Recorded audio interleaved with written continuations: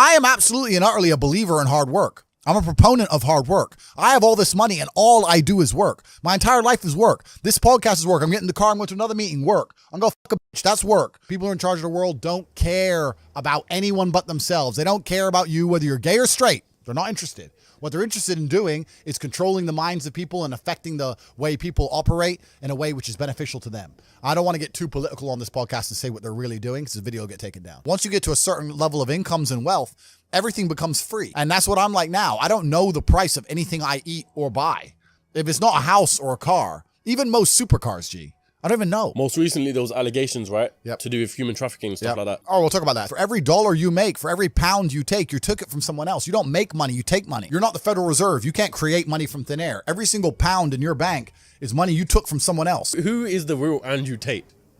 It's a good question. What's going on, everyone? Welcome back to the CEO Cast, the #1 place for showcasing business and entrepreneurship. Now, today, you lot are in for a special episode.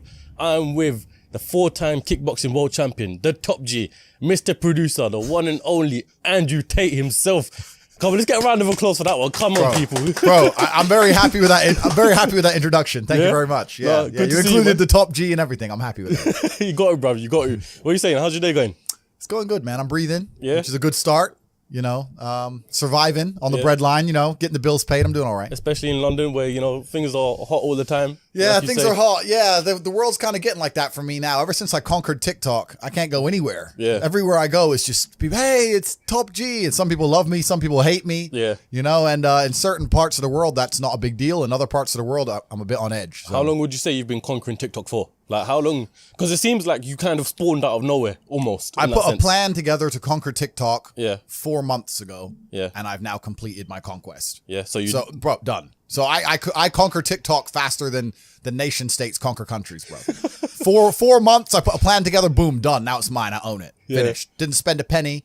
Didn't spend a single penny on advertisements. I don't even have a TikTok account myself. Yeah. I just put a plan together. We made it happen, and it's done. So. I want to get to that plan later on because from what I've thought, I haven't asked you directly. I'm going to ask you on this podcast, but it seems like a genius strategy. I think I know what it is. Yeah, I'd like to say I know what I'm doing, right? Yeah. I must be doing something right. Yeah. Because life seems to be going pretty well. So we put the plan together and then we executed it. And a lot of the time, it's not just the plan; it's the execution and the tenacity behind the execution. Yeah, we were tenacious, like we always are, and we moved with speed and we got it done. Before we get into it, make sure you subscribe and set the bell notification to all so you never miss a single episode. You know what? This is why I wanted to get you on, because a lot of things that you say, a lot of clips that I see resonate with me. Like, you see this your typical motivational speech, that shit don't motivate me, I'll be honest. There was a speech I remember about how much you want to succeed if you know, something to do with breathing. There's a guy called Eric Thomas. Yeah. That shit, I remember everyone was like, yeah, that's so motivational. It didn't hit me. Yeah. I'd rather have Andrew Tate call me a brokey, call me a wagey. Actually, I'm not wagey, but I'd rather that shit motivates me. Well, you know what I mean? Yeah, and that's the thing about the way I talk and the things I say. Some people find it inspirational, and some people are upset by it, and their ego prevents them from learning from it. Yeah. But it's the kind of people who are really genuinely upset by what I say are the kind of people who can't truly learn anything and become successful in life. Yeah. I obviously know what I'm talking about to some degree, right? So if Mike Tyson walks in here and tells you he's going to teach you how to box, and says, you can't fight, you're a pussy. If that upsets you, then you can't learn, right? It's Mike Tyson. Just shut up and listen. Yeah. If someone, Richard Me, comes along and says, Andrew, you don't know shit, you're a dumbass and you're a brokey, I'm going to sit there and go, okay, maybe I'm a brokey, Elon. Tell me something, right? I'll listen. But if you're going to sit there and go, don't call me names that I not listen, you're never going to get anywhere, right? You don't become the master unless you're very, very good at being a student. And I've always been very, very good at knowing when to shut up. But I've got to a point in my life now where I don't have to shut up ever. So I don't. How long would you say you were a student for? That's interesting. Yeah, I'm still a student of life, right? Nobody knows everything. And there's still a lot of people who I respect and will always respect and always am quiet around and treat with absolute respect. But I've been learning for a very, very long time. I've always been very, very observant, trying to pay a lot of attention. And life really doesn't have to be that complicated. When you see somebody that has something you want, you just got to try and work out how they got it. Yeah. And that's the missing part. Most people see people with things they want and they don't do the second half. They don't try and work out how they got that thing. Oh, my man has a Ferrari. Okay. I wish I had a Ferrari. Okay. They don't sit there and go for an hour. How did he get a Ferrari?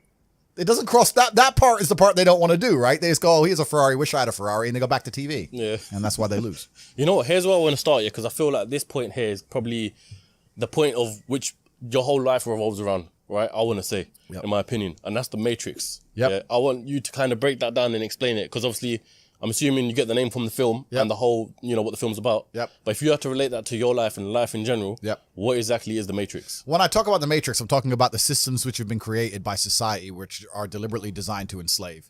In the movie, the Matrix were used for our body heat, but here in this Matrix, we're used for our efforts and our energies. And you're existing inside of a system which is deliberately rigged to make the rich richer and for the poor to stay poor. Yeah. And you can sit there and get upset about it. You can sit there and cry about it and say the system needs to change, which is what some people do, socialists, XYZ. But I know that's a waste of time, right? That's futile. The best thing to do is to understand the rules of the game and find a way to win. So yes, the game is rigged. Yes, the rich are always going to get richer. Yes, the poor are always going to struggle. And that's the way the game is set up. So you still need to find the best move on the chessboard. There's no point sitting there saying, I want to play a different game, because that's never going to happen. Because the people with the money are the people who have the control and they have the power. And why would they have the game set up any other way? Why would they change it? Right? It's also the basic of economics. I think a lot of people don't understand the true basics of economics. And the basics of economics state that even giving money to the poor, it ends up back in the hands of the rich. There's no way to stop the rich getting richer. I've already explained this before, but I remember during COVID when they did the stimulus checks and they passed out all this free money to everyone, $1,000. In England, they gave a lot more money, but in America, everyone got like $1,400 each and everyone was happy about it, saying, oh, he's giving money to the poor. Yeah, but what do those poor people spend that money on? Amazon stock tripled because they all went to Amazon. So Jeff Bezos got richer, right? But the fact is that there's less companies than there are people. All those $1,400 checks amongst all those people at the bottom ended up in the hands of a few companies. And the rich got richer, and you can't stop it. Doesn't matter if those people invested their money. Doesn't matter if they bought stocks. Doesn't matter if they bought a crypto. Doesn't matter if they bought a house, whatever. The people who have the assets and have the companies and have the control are always going to end up getting control of the currency, and they're always going to be richer. So that's kind of how it works. And it's getting worse and worse. It's have-nots and have-yachts. I think it's all about being opportunist, right? Because there's a lot of crypto people here right now. And I remember you was on your video or something. Crypto was at a point where it was like £3,000. So what's that, about $5,000? I want to say something like that. I think more or less everyone here bought some. Yeah. But the whole general public thought it was going to shit. Yeah. And the opportunity there, no one grabbed it. Yeah, and that's another thing about opportunities, right? Because you have to be positioned to take advantage of opportunities. Yeah. It's like in chess, they say good moves come from good positions. It's true. You can't find a good move from a terrible position, right? If you're sitting at home with no money, it's hard to invest in Bitcoin at $1. It doesn't matter what it goes to, right? You got to be in a good position to take advantage of things. So you've always got to be in a position where you have a good network, you have good information, you have some kind of liquid money, you have the ability to survive without that money, you can take a risk. Like, it's hard to set yourself up. I'm in a position now where I'm in the NBA. I'm an NBA player. I can never go broke again. So it doesn't matter, right?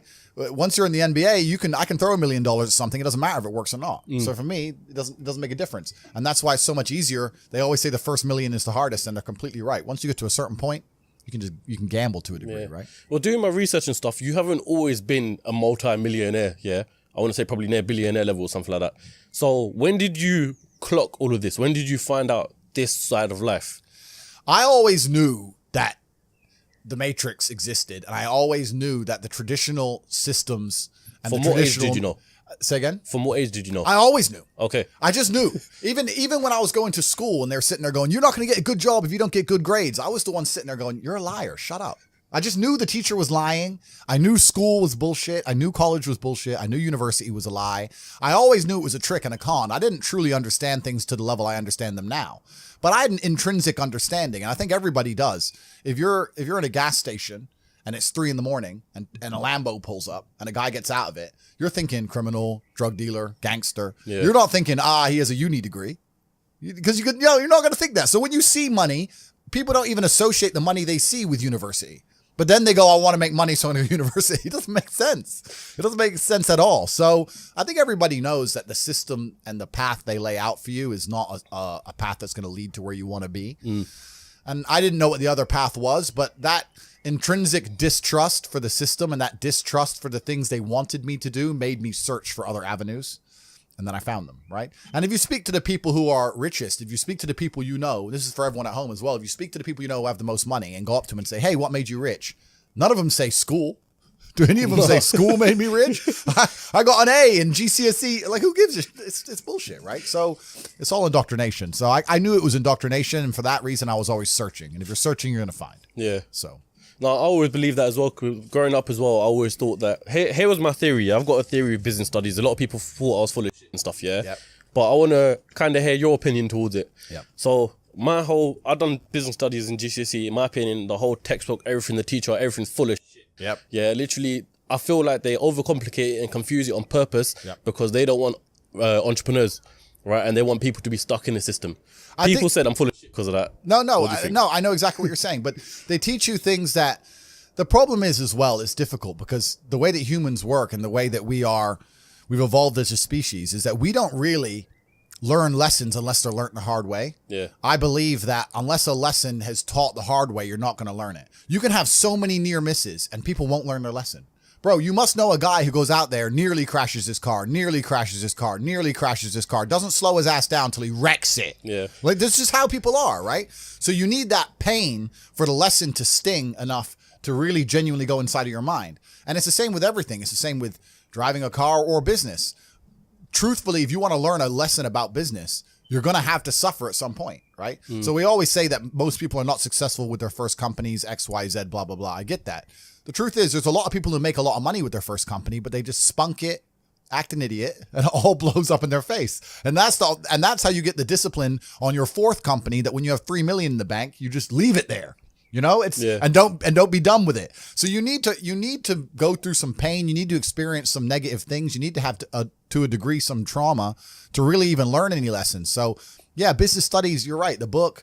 That's not going to teach you anything about business. You need to get out there on the streets. You need to make mistakes. You need to suffer. You need to have the tax man knocking at your door. You got to deal with all that stuff so that you make sure it doesn't happen again. I really think that humans are stupid enough to only learn the hard way. That's kind of how it works. This episode is brought to you by Crep Chief Notify. In my time in business, I've learned that you need to seize every single opportunity, regardless of how big it is or how small it is. It's all about taking the first step. So for you watchers out there right now who want to become successful, just like Tate himself, this is a perfect way for you to find your first side hustle. Reselling is a great and easy way to start making money alongside your main job. For me personally, alongside of my podcast, I've been using Crep Chief Notify since November last year, and on average I've been making between £700 and £1,500 a month. Their platform literally tells me what to sell, how to sell it, how to acquire it, where to sell it, everything you need to know, so it takes up minimal amount of your time. Like I said, I've been making anywhere between £700 and £1,500 a month. That's only doing a few hours a week. It's quite simple, to be fair. All you got to do is sign up to their service. They show you what are the current hot products to resell, where to get them, and where to sell them. But not only that, but the plus side of it is as well, there's over 50,000 entrepreneurs that use their service, and as we know, your network is your net worth. So if you weren't already signed up, make sure you sign up now. So get started on your first side hustle today using Crep Chief Notify. Sign up using the link in the description below, and you'll be one step closer to the life you've always dreamt of. Like I said, the link is in the description as well, so make sure you sign up right now. And also they've got a YouTube channel, just write in Crep Chief Notify, and you can see exactly how the whole platform works.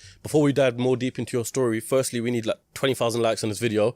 Secondly, I want to ask you one last question before we dive deep into your life here. I googled your net worth, right? Okay. And it says $30 million. How accurate is that?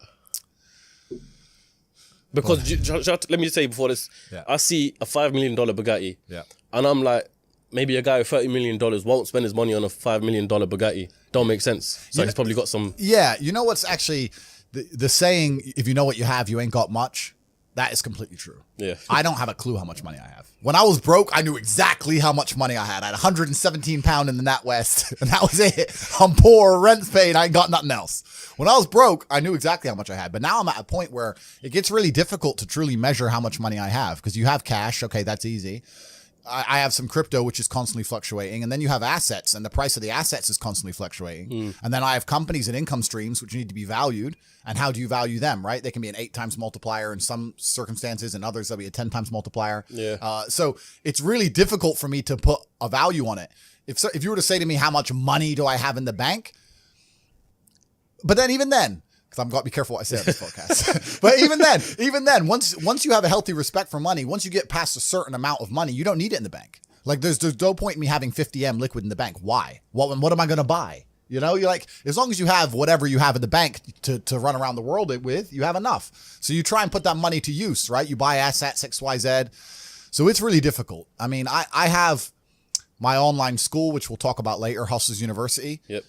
That's already been valued. That was valued at 300 million. When did you start Hustlers University? A year ago. A year ago. Fuck. Yeah, and that's valued at 300 million. Yeah. So, but then I ain't gonna sell it.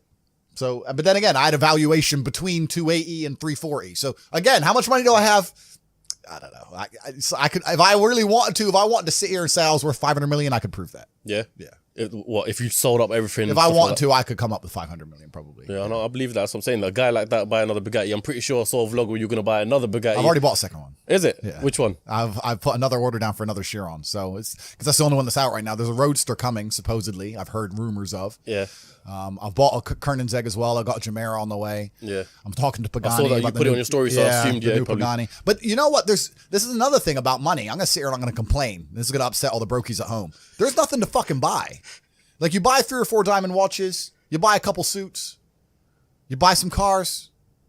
What else? What else is there to buy? You end up just spunking it on bottle shows and $10,000 steaks. There's nothing to buy. You can go on a holiday and travel, blah blah blah. But if you're actually looking for physical items, things to own and buy, there ain't much to buy. Okay, you can buy property, but property is a funny one for me because I'm very anti-governmental as a person, and I think that property is one of the big tools the Matrix uses to enslave. To keep you in the system. Completely, man. You buy a $10 million house in whatever country, you don't want to piss off the government of that country. Yeah, but saying because you'll lose that house. Saying that, I know you bounce everywhere for different locations. Yeah. Yeah.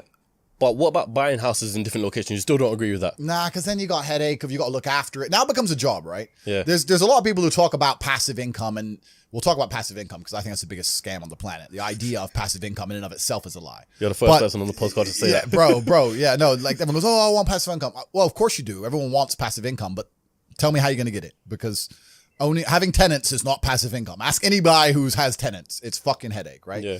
If I have a house XYZ, I got to make sure it's looked after, not broken into, the electricity's on, it's cleaned. I got to get someone on the ground. My assistant's got to deal with it. Now it's just got to be something to deal with. And once I got a bunch of money, what I really wanted more than anything was freedom. There's a bunch of these real high-level crypto guys, like the guys who invented Ethereum and all that lot, yeah. the autistic guys. They don't own anything. And I kind of get that. I'm at the point now where they have a backpack of their possessions, and if they want a house, they rent it. They want a Lambo, they rent it. If I need to go somewhere, rent. I don't own anything. I don't have any hassle. Nothing's in my name.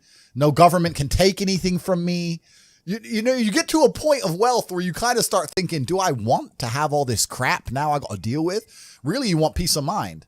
And I have enough troubles in my head. I don't need to be worried about my mansion in Santa Monica, which has been broken into. And I don't even go there. Do you know what I mean? It's just long.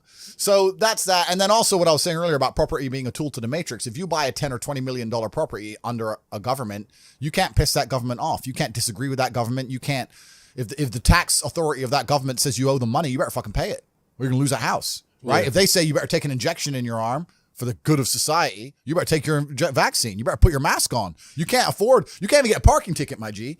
Listen, if I'm in England right now, I don't own any assets in England, right? And I pull up in the DBS. Have you ever seen James Bond look for parking?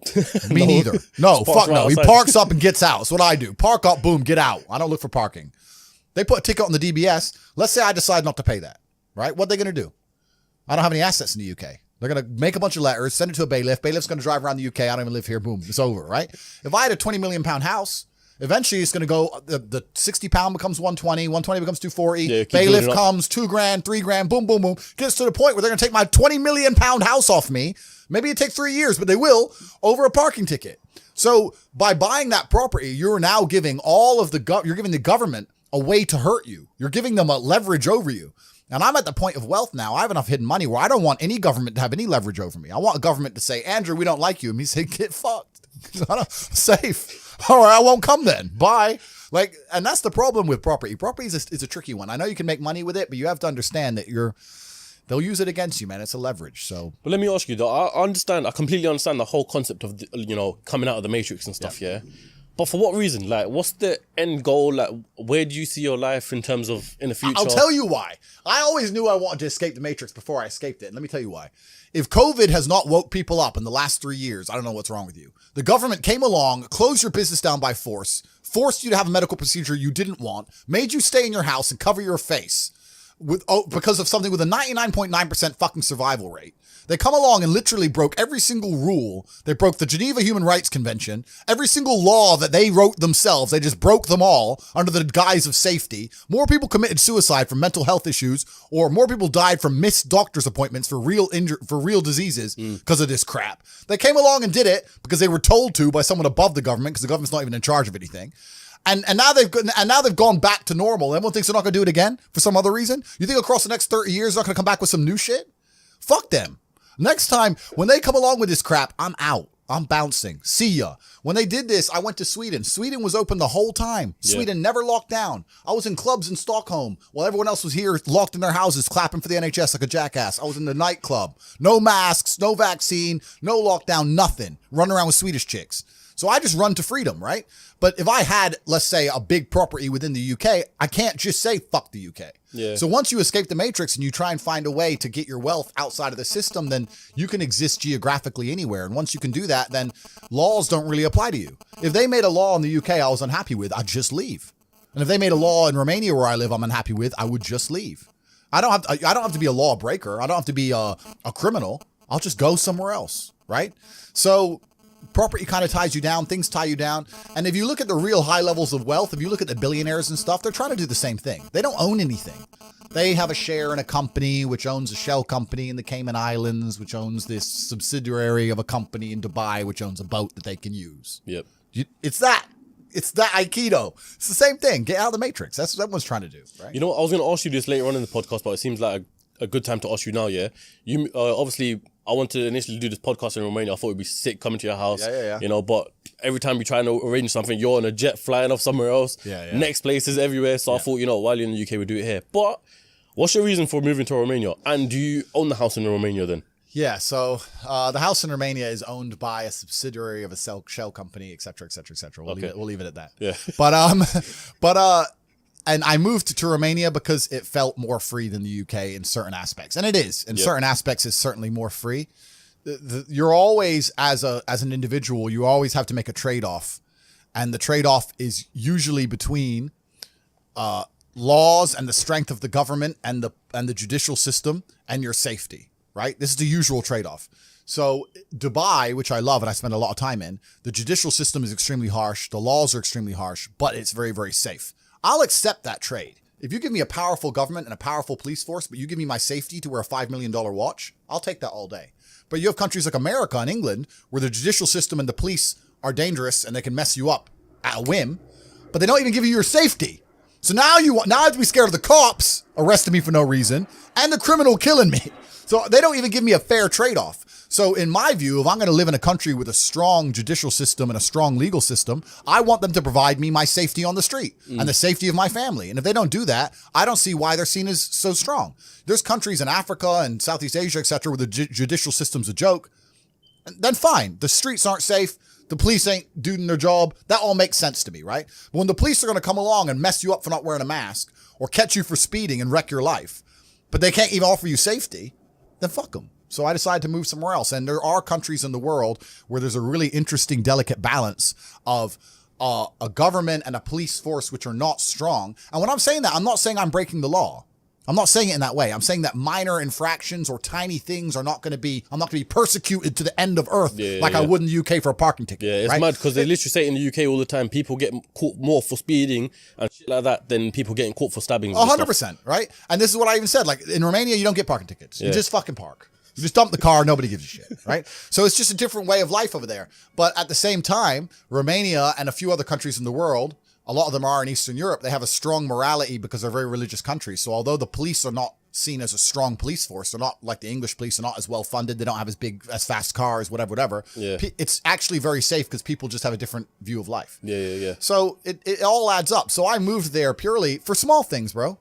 Kept getting parking tickets, kept getting this, that, a letter. When you're living in the UK, bro, you get a new letter through your mailbox every day. Someone wants money for something. You did something wrong. You had some fun. HMRC. Yeah, you were breathing that day. Give us money. I was just like, fuck, why am I here? Bounced. Yeah. So I just left, and I had really good friends in Romania. I went to visit and ended up staying. But why not Dubai? Because me personally, if I was to move anywhere, I'd probably go to Dubai. I understand. I completely understand that. It's a good choice. And because the only thing we've been, like, us boys have all have probably been caught speeding, especially my man here. Yeah. And that's the only thing. They don't really give a shit about speeding like that. They'll pull you over, say, why are you speeding, all that. But the second you commit a proper crime, you're fucked. Yeah. You know what I mean? And I respect Dubai. I really like Dubai. And like I said, I even have no problems obeying every single tiny law down to speed if you're going to give me my safety. But if you cannot offer me my safety on the street, then I think that you've failed as a country and failed as a judicial system. And I don't see why I should have to comply with any of your rules. But that's the basic understanding of it. So yeah, I love Dubai. I spend a lot of time there. And even though I live in Romania, I've only been there since the beginning of this year. I've been there less than 2 weeks. So I'm never home anyway. So for me, it's just a base. It's just somewhere to park the cars, right? So it is what it is. I'm always jumping around because once you have a jet, you can time travel. So you're time traveling all the time. So is the jet yours, or how does the whole jet lifestyle work? A shell company owns a subsidiary to a company which owns a jet, which I can borrow. I don't own anything. Hello, everyone on YouTube. I am broke. I'm a brokey. I don't own anything. You can't take nothing from me, HMRC. I don't have anything. I'm poor. I go to fucking O2 down there. They won't give me a phone contract. I ain't got nothing. I'm broke. I just get to borrow these Bugattis. I got really good friends. So, but yeah, like once you can fly on private planes, you can time travel. So that changes the entire scope of the world. Yeah. I'm interested to know, you flew from Austria to UK, right? Yeah. Recently. Yeah.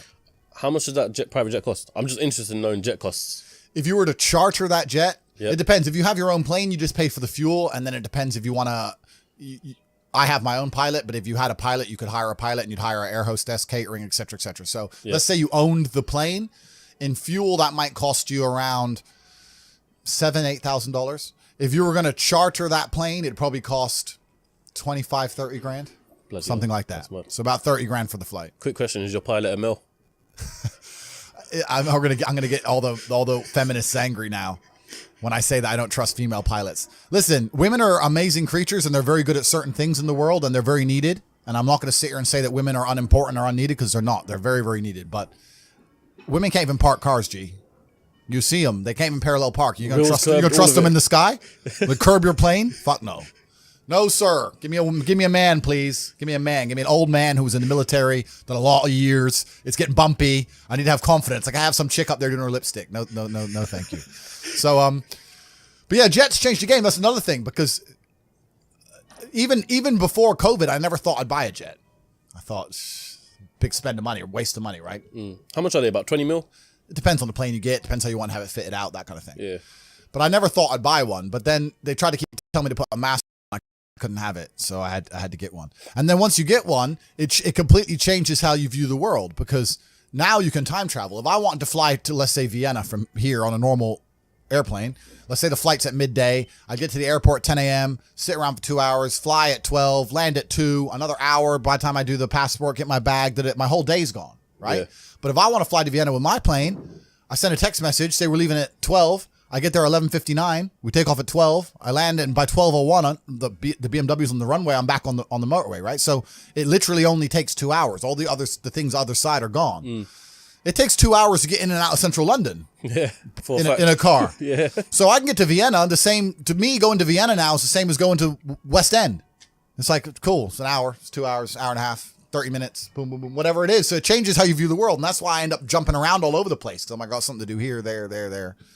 So it's 4 or 5 countries in a day sometimes, and that's mad. You're like, bro, let's organize this thing. I'm like, I don't even know what I'm doing by 6 p.m. Bro. I don't know what I'm doing next week. I appreciate the fact that you're here. I actually got shook because when we were talking about doing this on Friday, I saw your story and you were jetting off again. I thought, fuck, like what's happening? And then you're back as well. Anyway, yeah, bro, it never ends. So I have to stay flexible. There's a lot of things I have to do in a lot of places, and I wake up each day and decide which one's going to get done, and goes. You know what? I think now is a good point to transition all the way back to now you understand your lifestyle, how it is now. Let's dive it all the way back to the point where you're a brokey.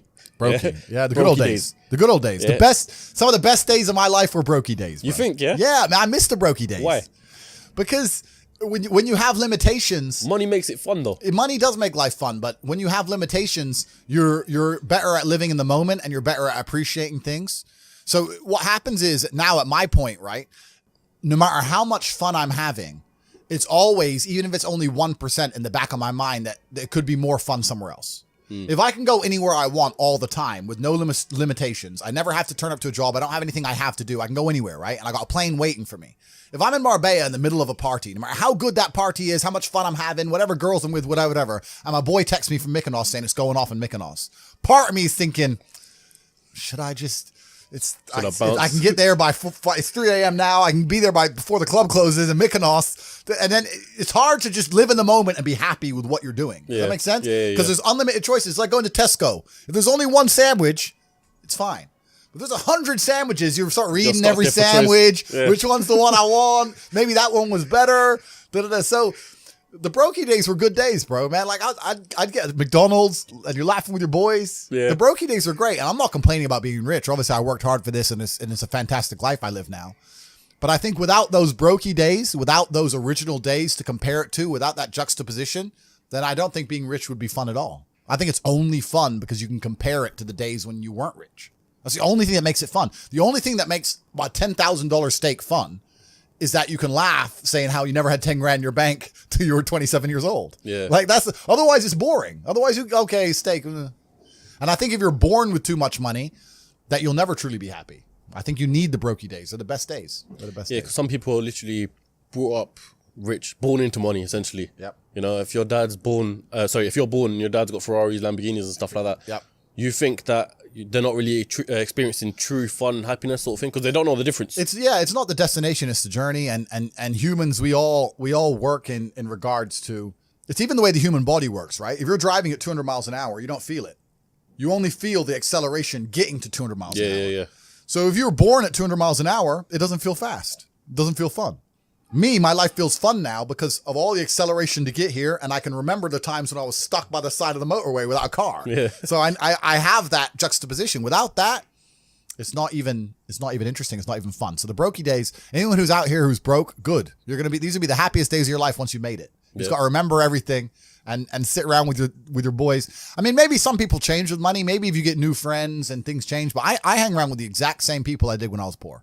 I got the same friends. I live with the same people, the same guys, same jokes, nothing's changed for me. So for me, I'm just a broke guy with a bunch of money. That's all that's happened. Just the financial situations have changed. Yeah, the financial situation's changed. That's it. So what, you grew up in Luton, right? Yep. So what was your whole upbringing like then? Yeah, so I life, everything. Yeah, so I was born in America. I left America when I was 10. Yep. Moved to Luton, where my mom was originally from. Went to Lee Manor High School in Marsh Farm. I think it was one of the bottom 3 high schools in the country at the time. Went to a nice rubbish high school. Went to college, did some A-levels. Rejected university because they tried to tell me to do a personal statement. I couldn't be bothered. Is it? Yeah, that was literally What would you have studied in uni? I did really well in my A-levels. In my GCSEs, I didn't try. And I got a bunch of B's and C's. And I know I'm a genius, right? So it annoyed me. So I thought I'm actually going to try for my A-levels. So I got a bunch of A's. I did business studies as well, got an A. And then I did some advanced diploma in business studies for the top 1% of scores or some crap. And I got a merit in that. And then I was offered a place at, what was it called? Begins with A. Ascot. Okay, yeah. That's in next to Birmingham. Yeah. For advanced business, like basically what every man would dream of, right? Advanced business, university, blah, blah. I offered this place.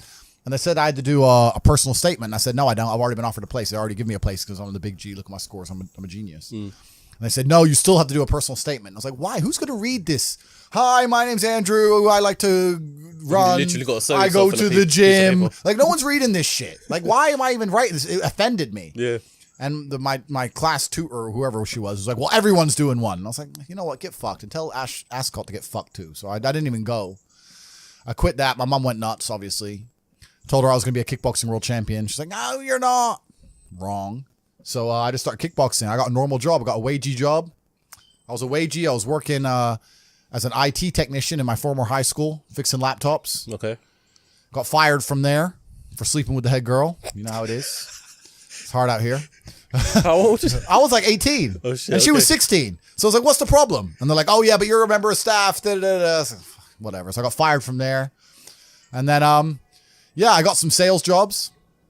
And I was training hard to fight. And I think sales jobs are probably the best job any person can get. If I had to get a job again, it'd be a sales job. Because you learn a lot as a salesman. And sales is a really important skill. You learn a skill. And also, if you're actually good at it, it's not even really like having a job. They don't fire the top salesman. Yeah, no, they don't. No, they do not fire the top salesman. You turn up late. You crash your car. Oh, sorry, G. Boom, here's my numbers. They're like, oh, all right, dickhead, but all right, bye. They don't give a fuck if you're the big boss, right? So if you're a salesman, it's the only time you get any kind of freedom. And also all the responsibility and all the pressures on your back where it belongs as a man. You need to adopt stress and adopt problems if you want to be successful as a man. And as a salesman, you get that. So I had a bunch of sales jobs. I did a bunch of sales things. I was fighting, became world champion, started making money with fighting. But even fighting, kickboxing is not boxing, bro. Most I ever got paid for a fight was like 200 grand. Yeah, because some boxers, I think Amir Khan for his last fight, rumors have it that he got paid about 6 million or something like that. Yeah. Boxing's different. That's big money, yeah. Yeah, it's big money. But as a kickboxer, you don't make that much money, man. I had an apartment and a BMW, and I was doing all right, but I wasn't balling. You know, I couldn't just pull money out the sky and just do whatever. Like if you're fighting twice in a year, yeah, and let's say you get 50 grand for one fight, 40 grand for another fight, 90 grand? By the time you give your manager 20%, pay all your rent, paid your car, but you ain't rich, right? And that's the best you'll ever get at kickboxing ever. Well, even at top level. Top level. You have to go to UFC, and even most UFC fighters have no money. Yeah. You got to be the champ to get paid. Yeah, people saying Dana White robs their fighters. Well, I mean, the thing is with the UFC is that everyone says Dana White should pay them more, but look at how liquid the UFC is. Even during COVID, when basically every other organization couldn't function and shut down, he managed to keep shows running. He managed to keep UFC running, keep fighters getting paid, keep fighters in shape. I mean, I know a lot of kickboxers who didn't have a fight for two and a half years. How are you going to stay in shape for 2.5 years? Yeah, and then you come out doing what? Yeah. How are you going to drive to the gym every day, eat good every day without not even getting paid to fight now? So it's hard. So maybe he does rob the fighters. I don't know, but he's an excellent businessman. He's provided a platform for people. But the point I'm trying to make is that fighting as a career path is a terrible career path because it's just too hard to make money. Too much can go wrong. You can get unlucky. You can break your hand. You know, you can get sick on the day before a fight and then lose the fight because you had a bit of a cold and now you got knocked out and you're you know what I mean? Like it's hard. It's too hard. It's unpredictable. So I always knew that even when I was fighting, and I was always trying to find a way to make money. Even when I was fighting, all I did was try different ways to make money. I tried a million things, and that's what you have to do. You have to try a bunch of things and learn a bunch of lessons until you finally find something that works. So, and when did you find when did you have like your first taste of true money? Sort of thing? That's a good question. And I think one of the reasons why I was so motivated to make money is because even when I was completely broke, through fighting, I had access to a lifestyle. I saw money, right?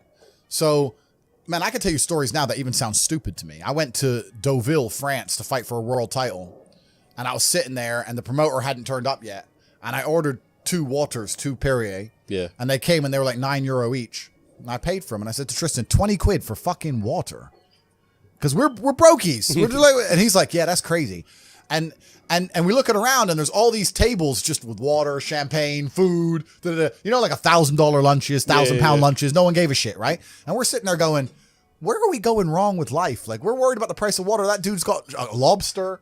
He's got like a big bottle of champagne. He's got 3 chicks. Like, we're going wrong. So I always knew there was outside of the matrix. There were these people who were living in a way that money didn't have any significance. Money wasn't real to them. So I always knew it. I was always around it, especially through fighting. I went to a bunch of crazy countries, Kazakhstan, all these places. We're in Kazakhstan, a poor country. It's just G-Wagon, G-Wagon, G-Wagon, G-Wagon. I'm like, what's going on? Like, there are people who are living outside the matrix. And once you live outside of it, once you get to a certain level of incomes and wealth, everything becomes free.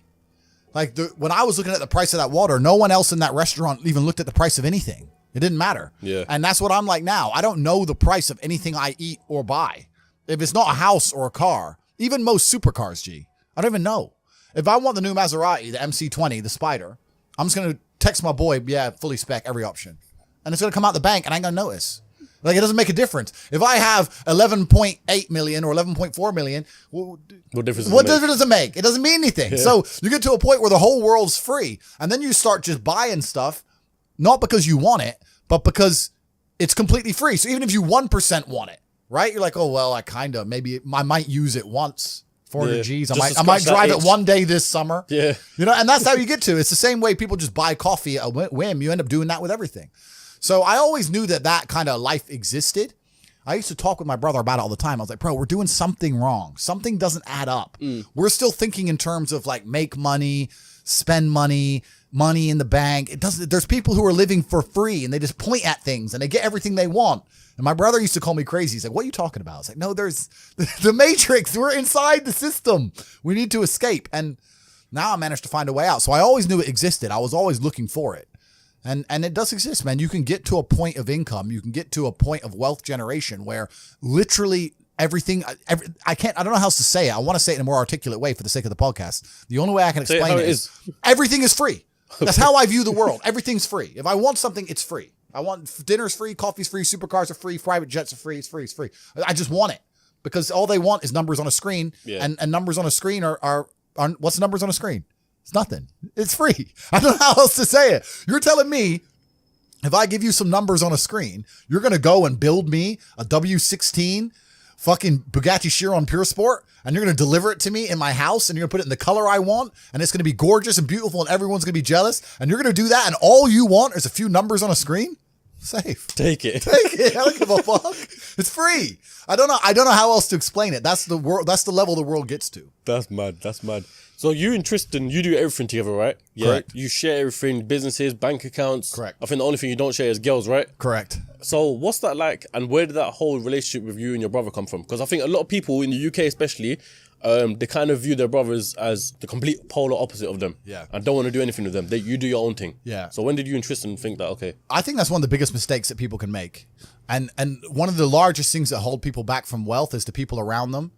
Not only because of the mindsets of the people around them, but also trying to find people around you who you can truly actually trust is difficult. Yeah. It's difficult, man.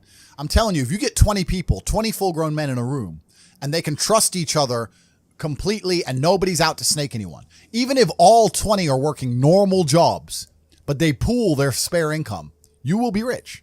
You'll be fine. The problem is finding 20 people you can trust, right? 20 people with normal jobs, even with normal jobs, you could pool your spare income. You could buy cryptocurrencies, you could buy houses, you could do whatever you want to do, and you would find a way to escape the matrix. At least, maybe not to the insane levels, but you'd all be comfortable, right? By just pooling incomes. Problem is, one of them 20 is going to snake you. One of them 20, his woman's going to leave him, and he's going to get fucked over, and you're going to get fucked over by extension. Or one of them 20, his wife will be in her ear. You're always out with them boys. You can't be with them anymore. The woman gets involved, starts messing it all up. So it's hard. A lot of people don't understand that the entire world, the most valuable thing on the planet today is human capital. Even the people at the very, very top echelons of life, all they care about is controlling people. The people who are in charge of governments and stuff, all they care about is controlling people, making sure you do what they want you to do. I don't want to get too political and talk about Epstein's Island and all that crap, but once you get to a certain level of money, all they want is people. People are the most important thing. You can't have a business without people. You can't have a government without people. You don't have anything without people. So I don't see why you wouldn't have the people you're born with, who share blood with, and just do a handshake as men and say, okay, let's not fuck each other over and let's get rich. Because now you're doubling your manpower, right? You're doubling up. So I think that I was always close with my brother and he's always been close with me because we are a team, and you need to have a team. And if you have a team, you stand a better chance. It's player versus player out here, man. It's on the street. It's not easy. For every dollar you make, for every pound you take, you took it from someone else. You don't make money, you take money. People don't understand the way that money works. You're not the Federal Reserve. You can't create money from thin air. Every single pound in your bank is money you took from someone else. And when I say take, I don't mean it in a negative way. You might have convinced them to give it to you. You might have a coffee shop. I'll give you a nice coffee. You'll give me some money. Cool. But you still took his money, right? So if you're out here trying to take stuff from other people, don't you want to have a team? You want to do it by yourself? You want to be Rambo? Because if you get two of you doing it. You get two of you. That's right. So the whole idea of this lone soldier, this Rambo, I'll do it all by myself, that's all dead, bro. You need to have a team. It's player versus player. And for the same reason, if you were out here on the street and you want to defend yourself, you want your boys around you. It's the same thing with trying to get rich. Problem is trying to find guys on your level. That's the hard part, right? So you and Tristan have always been close then? We've always been close since the beginning. Every single battle either of us had to face, we faced as a team. Yeah. And our battle to become rich, we faced as a team. We sat there and go, okay, we are going to get rich. It doesn't matter if right now I'm going to start this business and I ain't going to make any money. So you're going to work a wagey job so we have somewhere to live. And I'm going to focus on this as a team, right? So at least we have somewhere to live. If I'm working wagey job, we can't focus on the business. If we're both trying the business, we have nowhere to live, etc. So we've always worked as a team. We've doubled up our manpower. And I think a lot of men understand this and intrinsically would like the idea of this. But a lot of the time, women get in the way. I've seen it a million times, bro. I've seen women get in the way of partnerships like that so many times. Because women don't like you having a strong masculine network, because then you don't need them. They want you to need them. I'll help you. I'll be your partner. Bro, that's the biggest mistake. Don't even get me started. Biggest mistake you can make as a man is trying to start business with your wife or some shit. That's a headache. Why is that? Bro, I don't know who I'm going to offend or upset now, but This is how it goes. Because now you got two different battles you got the relationship you're trying to be in control of, and I got to deal with the business as well. Now it's different if you run the business and you hire her and she does a little bit of admin. Cool, that's fine. But I'm talking about, let's say 50-50 business partners. Yeah, let's say your chick goes, I want to open a beauty salon, and you pay for her to open a beauty salon. And now this beauty salon, you've put $1 million of your money in it, and it's not open on a Thursday. You're like, why isn't it open on Thursdays? Oh, I had a headache. What do you mean you had a headache, bro? I just spent $1 million. Yeah, but Claire's sick and I have a headache. And now you got the relationship. It's all messed up. This bitch is lazy. She thought it'd be a Sex in the City episode where she just drinks lattes and makes money. And she realized she has to actually do shit. You know what I mean? And it's all getting messy there. Whereas when you're with your boys and let's say you invest $1 million in something, it's not open on Thursday. You can go over to the house and say, what the fuck's wrong with you? Don't be a bitch. You're a man. Yeah. You could just say, look, we need to open. You can't do that with chicks. It's hard. So even now, I've got 45 people who work for me and not a single one is a female. Not one. This episode is brought to you by Sunamusk. If you don't already know about Sunamusk, they have the greatest long-lasting perfumes, and as you'll see later on in this episode, approved by the top G himself. They're also based all over the UK as well, so chances are you probably have a store right near you. And if not, they're also online based as well. My personal favourite is the most recent one they brought out, which is Golden Dust. So get your Sunamusk fix today, and because they're sponsoring the episode of the top G himself, we'll use code Tate15. How about that? So use code Tate15 for 15% off of your purchase. The thing is, we're living in a society right now where there's, everyone's trying to live independently, right? Yep. Females, males, Yep. everyone's trying to be hustlers, both men and females and stuff like that. Yep. Would you say the rate of hustle is different between the male and the female? Well, women don't need money. This is the thing. I mean, there are women out there who say they need to get the bag and all this crap. I think it's a very masculine mindset for a female to have. Women don't really need money, not to the extent a man needs money. I understand they need to live, and they say it's expensive to get their nails done, blah, blah, blah. But they don't need a nice car. They don't need a nice place to even live. They don't need to pay for bottle bills or table spends or none of these things. They don't need any of that if they're attractive. So being attractive in and of itself is a currency. I don't know if this idea of ugly even then is warped, because let's say a girl, right, goes to the gym every day. Her body is banging. Her hair is long and it's nice and it's maintained. Her nails are done. She's got a nice manicure. She's got sunglasses on. She's dressed up nice. She's got a little dress on. She's got heels on. She's walking down the street. It's hard to be ugly. Do you know what I mean? Like, you might only be a 6, but you're all right. Like, dudes still want you. Still bangable. You're still, do you know what I'm saying? It's very hard as a chick to become unbangable if you're trying your best. Unless you fully give up. Unless you give up. So I think the path because we have to not conflate and confuse issues here. What we're actually talking about is status. We're not talking about money. We're talking about status. Men want money because we want to be high status males.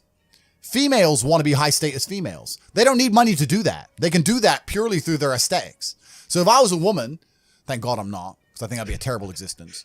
But if I was a woman, I would understand, okay, I want to be the highest status female I can. I need to look good. I need to look gorgeous and get a banging Instagram profile. I'm a high status now. Now billionaires want to talk to me. For a billionaire to want to talk to us, we need money. It's like the whole Dubai porta party situation. Bruv, you know what I'm saying? Like, if there's a billionaire's boat, the chicks who get on that boat don't have to be anything other than pretty. That is it. For us to get on that boat, we have to be connected, important, rich, interesting. We got to know people. We got to network. It's hard. So what I'm saying is, if you're looking for status, whether as a male or a female, there's different paths. I don't think a rich female is a high status female. If you were to take a woman who's unattractive, but she had a bunch of money, no one's going to look at her and go, wow. No one's going to give a shit. I don't care. She's busted. I'm not interested. I'd give me the 19-year-old brokey with the big titties. That's the one I want to talk to. So women can access money and women can access high status men via their aesthetics. So I think that's a much more intelligent way for a female to increase her status. Now, I know this is going to upset everyone. People are going to be sitting there going, you're saying women are only good for how they look, blah, blah, all this other crap. I'm not saying that. I'm saying that women are judged instantly on how they look. Just like men are judged instantly on our status, how rich we are, the car we turn up in, the table we're sitting at. Yep. That's the real world. Now, maybe you have more than just some big tits. Maybe you're also a nice person. It's unlikely, but maybe you are. But we're just talking about status games here, right? Yeah. So any woman who's dedicating herself to hustling instead of dedicating herself to the gym is making a mistake. You think, yeah? 100. Why? Just get rich man. Get hot and get rich dude. Like, why? And they go, oh, yeah, but maybe he leaves you. He won't leave you unless you fuck it up. Just be quiet. It'll be fine. So you noticed this, and transitioning it on, you started a webcam business, right? Yeah. So my first ever business, And people have the really wrong impression of this, but I've explained it a lot of times on the internet and a bunch of other podcasts, so I won't give the really long story. But the first ever business I made a lot of money with was a webcam company. So how that company started, I've told the story. It was a really long story, but basically it's like the old chat lines. Used to have people on the phones, and guys used to call them up and speak to the chicks. That kind of modernized and changed to have webcams, including video. So I identified this, and I knew some girls who wanted to make some money. So I was like, look, instead of working in Starbucks or doing this other admin crap, come do this. I'll pay you triple. And then we started that. And that grew into quite a big enterprise. Yeah, across 6 months, I went from one girl up to about 10 or 11 girls. And we started doing 300,000 or 400,000 a month through these online websites that had guys sitting there talking to girls. Now, I want to make this clear. The way I became so successful in that business was because of all the business lessons I had learned from other businesses I'd tried before, right? If I had not tried a bunch of other businesses and some made money, some didn't make money, etc., I don't think I would have been nearly as successful. I approached it very much like a business. I was not thirsty. I wasn't trying to sleep with the chicks. I wasn't trying to be Dan Bilzerian, none of that kind of crap. It was very, very much a company. It was a business. It was super professional. It was handled in a very professional way. And I applied all the business lessons that I'd learned in my endeavors of the past. And we managed to make a whole bunch of money. The problem with a business like that is that there's a link in the chain, which is broken. Not broken. There's a link in the chain, which is always weak. Because you have me and you have the money. And there's something in the middle, which is unpredictable. And that's females. Got a bunch of women in the middle. Here's what I wanted makes to it ask. hard. Here's what I wanted to ask about it though, yeah, because I got to ask this and I got to bring it up as well. Most recently, there was allegations, right, to do with human trafficking and stuff like that. Yep. And there was a video that went around of your house getting raided. Yeah. You and I think was it Tristan as well who Yeah. went. Yeah. So what was all that about? And we'll talk about that. So that's not even related to the webcam company, but that's actually a good thing to bring into now, right? Because females are completely and utterly unpredictable. Yeah. So because we live in Romania and because we used to have a webcam company, which we closed like 6 years ago, I'm not even involved in that. Oh, you don't even anymore. have it anymore? No, nothing like that. So even though I'm not involved in it anymore, the actual story behind that is ridiculous. There was a girl from America who came to see Tristan. She was at our party, at our house. We had a big party. It was like 100 people there. Yeah. Her boyfriend caught her on Instagram. She said to her boyfriend, "Oh, no, I'm not at the party. I don't want to be here. I'll leave when I can," and turned her phone off. And her boyfriend, somewhere in fucking Oklahoma, calls the American embassy in Romania and said, "My girlfriend's been kidnapped." So then armed police roll up to our house looking for this chick. But this is the next day. She's already left. And at our house, we have full CCTV. So they came and they arrested us and was like, "Oh, they kidnapped this girl." The girl wasn't even in the house. And then they went through the CCTV and see her walking around eating pizza and getting a taxi home. So they're like, "Oh, okay, sorry." And everything was dropped instantly. So that's just some stupid girl making up bullshit. But that actually ties into what I'm saying. The problem with the original business is you had me and the money, and in between was women. And women are unpredictable, and women are emotional. So, yeah, I became an expert to a degree at managing females, but there was always that link that was upsetting me. I wanted to be closer to the money myself. And I learned a bunch of things from that business, which I've applied to other businesses, and I've made a lot of money. But truthfully, we're living in a world now where the two things that the webcam business really is selling is it's selling attention, which is the first thing. We live in an attention economy. And also it's selling information. It's a service, right? It's not a physical product. So I sat there and I understood that even if I launched my webcam business, if I had a brand new girl, she has to get attention, right? People have to notice she exists to want to spend money on her. So you have to be an expert at soliciting attention. And then once you get the attention, you have to find a way to monetize it. So the girl would monetize it by sitting there talking away. You could advertise her and spend money. That's all advertising is, getting attention for money, right? Yep. So I understood a bunch of things. And when I closed that business, and I closed it because I couldn't be bothered with the female headache anymore, I still very much understood any business I'm going to launch from now on out, I need to find a way to get attention. Not in a negative way, not in an attention-seeking way, but that's what adadvertising is. Yeah, how do you get yourself out there? Yeah, how do I get attention in the world today, which is difficult? And then once I get that attention, how do I monetize it? Yeah. Because that's the world we now live in. Rihanna, when she launches a makeup brand, no one buys it because of the makeup. They buy it because it's Rihanna. She has attention. She can monetize it any way she chooses. Rihanna can launch a fucking clothing brand, makeup, sofas. Who cares? It's Rihanna. Yeah. She's going to sell, right? So that proves that we now live in an economy, we live in a world where the most valuable currency, the most valuable thing that exists is attention. It's extremely difficult to get because people's attention spans are lower than ever. Yep. Bro, they're non-existent. Have you ever watched someone on TikTok? Next time someone's on TikTok, watch them. Because I don't have a TikTok account myself, but I see people on it. How long do they give a video to interest them? Maybe a third of a second. They're like, not interested enough, move on. Bro, that quick. If you don't get my attention in 0.25 seconds, I'm not interested, right? That's how hard it is now. So, and it's getting harder and harder because the apps and the algorithms are retraining our brains to do that. Yep. So now we live in a world where if you can find a way to hack these algorithms and you can find a way to get attention, and there's lots of different ways to do that, then you can find a way to monetize it. And off the back of that, you can become a very, very wealthy individual. See, this is where for me, it's, as you say that, it's clicking more and more in my head with Hustlers University, realizing that, to monetization and attention syncs together. Yep. That's why there's so many clips of Andrew Tate on TikTok.